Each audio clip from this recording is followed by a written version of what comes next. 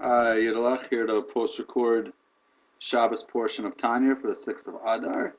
It's now after Shabbos. Talking a little bit about a person viewing himself as low to be able to break the board to get over dullness of the heart, or it's called Timtum Alev. If you should think about God and he doesn't feel anything, we got to break the arrogance, the klippa, the sitracha, splinter it into pieces so the fire can catch. The fire is already shining and we just have to get it to catch. If the board's too big, it can't catch, so we can't just bring more light, which is generally the approach of Chassidus, because that will just incinerate the board. We need to break the board into pieces so we can have a slow, burning, consuming, powerful fire. But there's a concern. If you tell this guy to verbally beat himself up, maybe he's going to get depressed. He said, it's not depression. He'll become bitter. Sometimes there's even appropriate times for this. Better do it when he's upset over mundane things anyway. And mostly we're not looking for sadness, we're looking for bitterness. Sadness is disempowering, it kind of makes a person shut down, but bitterness is gets a person going, gets them ramped up, revved up to make a change, and that's what we want. All right, and continuing in that, what we're focusing on lately is we don't want the person to get down over his spiritual feelings. We just want to break the board, but we don't want him to get down on himself. So what does the Chayinu say? It says, don't allow the frustration over seeing yourself as low from your bodily and animal tendencies to get in the way of your celebration of your godly soul. No matter what happens, you got a godly soul. It's one with God. You have to celebrate that no matter what. On the contrary, work harder to liberate the divine spirit within. Yeah, no, it's not that I wasn't trying to get you sad. I was trying to get you motivated to free the princess that's trapped inside you. You have a tremendous godly soul inside you, and she wants to be free and expressed and show herself for everything she can be. You want to let the princess out of the palace. I want you motivated to release her, to liberate her.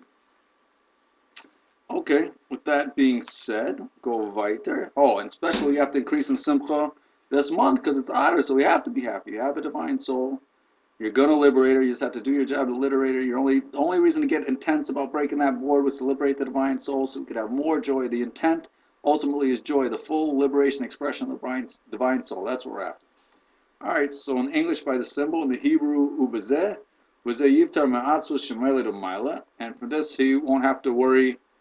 First of all, there's a few benefits. If he chooses to make this soul account when he's already upset over mundane things, he'll immediately cease being upset over the mundane things because he'll be focusing on the spiritual. And then not only that, he's going to come into a true joy. How's that? He was just beating himself up over his spiritual failings. How's he going to come to joy? He should put this on his heart to be doubly comforted. According to what we said earlier. What should he tell his heart? It's true without a doubt that I'm as far from Hashem as I can be. That's true. And I'm disgusting and gross. All true. But that's just me. That's my body. That's my animal soul. It's not my godly soul. But nevertheless, inside me is a part that's truly just part and one with God, literally. That's still, nothing can change that. That is immutable. Every Jew has it. That's the godly soul. Even nitzus elikus mamish. It has an actual spark of godliness inside of it. It is your personal soul, but has an actual spark of God inside of you. You have an actual spark of the Creator Himself inside you. That's Gavaldic.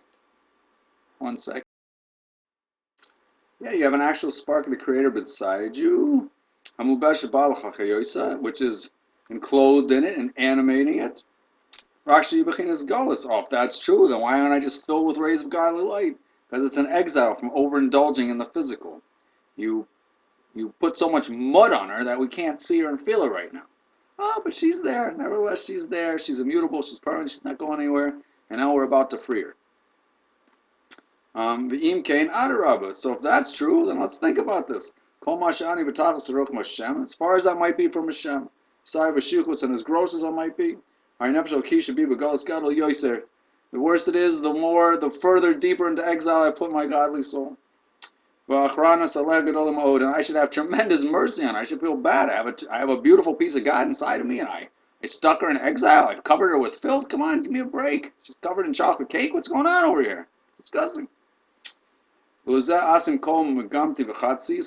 going to put all of his effort to get the princess out of Golis. He's going to, when he thinks about this, he's going to have this beautiful godly soul. I piled all the schmutz on her. He's going to do everything he can to free the princess from Golis. He's going to get her out of Golis. Shiva is base Avia Kinara, to return her to her father's house like she was in her youth. Think about where your godly soul was before she was put in your serpent skin body. She was upstairs basking in the rays of godly light. Only godliness, only illumination, only aura, only good godly gooey gushy goodness everywhere. And now, and look what you did. Now you stuck her in a pit. She's covered in schmutz and she's in jail. How's that feel?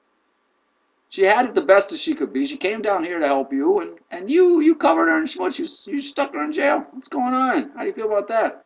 Believe me, he's going to do everything he can to get the princess out of jail. Let's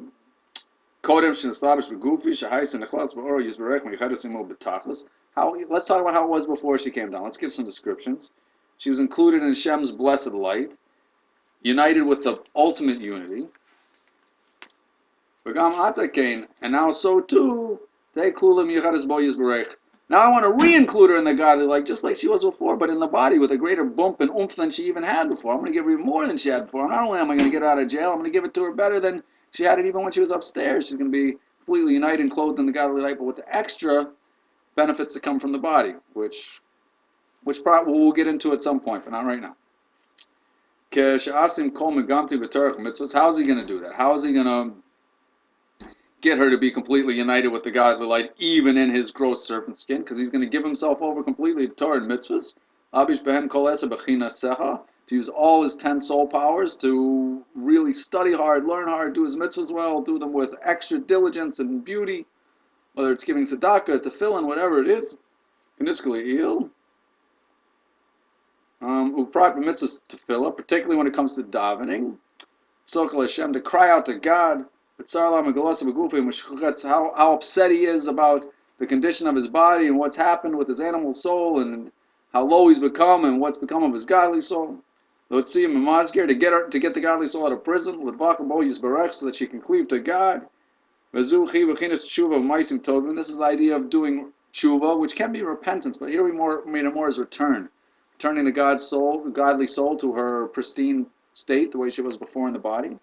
And how are we going to do it? Through good deeds, through the good deeds of Torah and mitzvahs? Because we learned earlier, when a person's involved in Torah and mitzvahs, his soul is united completely with God. So when he does that, not only is his godly soul reunited in a revealed way, but even his activating soul is united. His ability to act, think, speak, depending on what he's doing, is united with God. And if he's doing something, even his body to some degree is united with God. It's unbelievable. That's the bump that can come from the reason she came down here. Because he does these good deeds to return the godly soul to her source in heaven, which was the source of all worlds.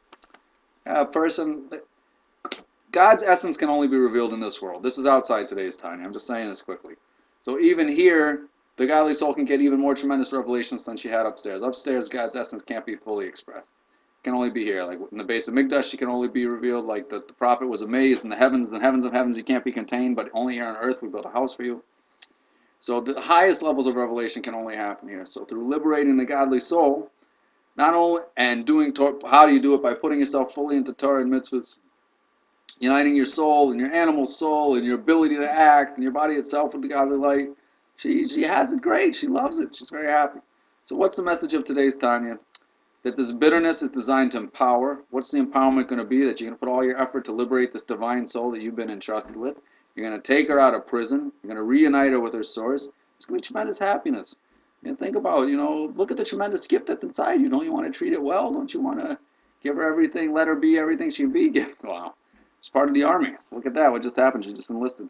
Anyway, yeah, she can be fully expressed. You definitely want her out of jail, so you can do everything you can to get this precious gift you can out of jail and stay away from the shtusim that got her in trouble in the first place. You're going to unite her completely with the godly light. And we're going to have Mashiach now. Amen.